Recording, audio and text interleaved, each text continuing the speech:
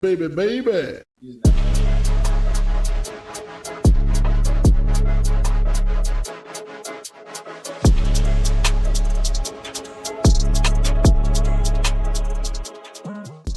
So, the Brooklyn Nets.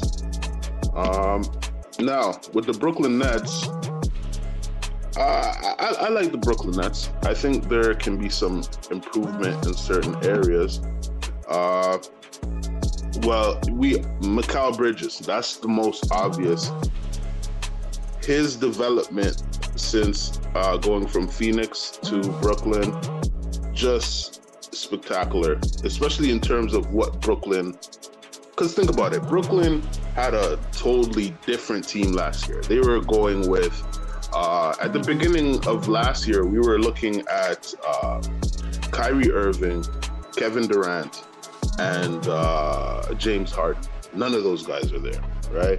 And the fact that they lost all those guys and we're saying that they could actually still compete to get into the playoffs is pretty good.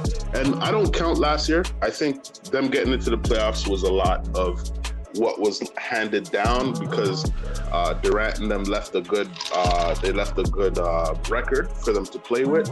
But this year they get to make the playoffs just on their own merit. And I think they have a lot of upside. Right now we're wondering, Ben Simmons says he's healthy. Now we're wondering, how does that work in terms of their starting lineup?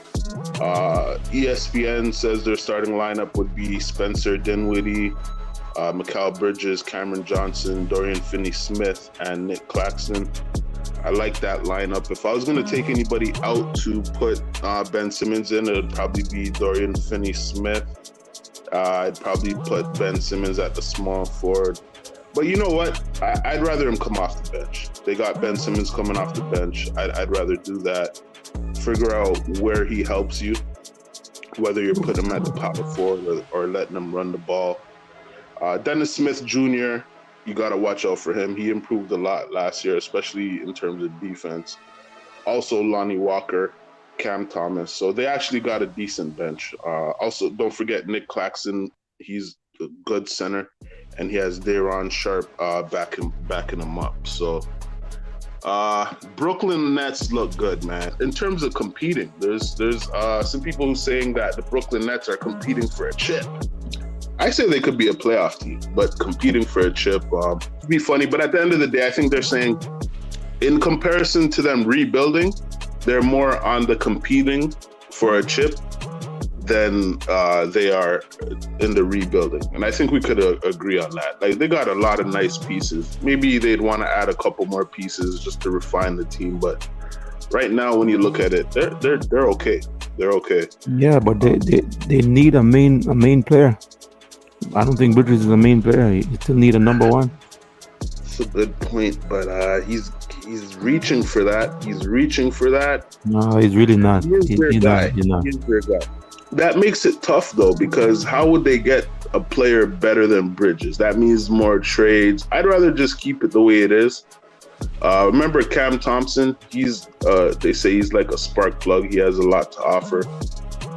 I say you leave it the way it is.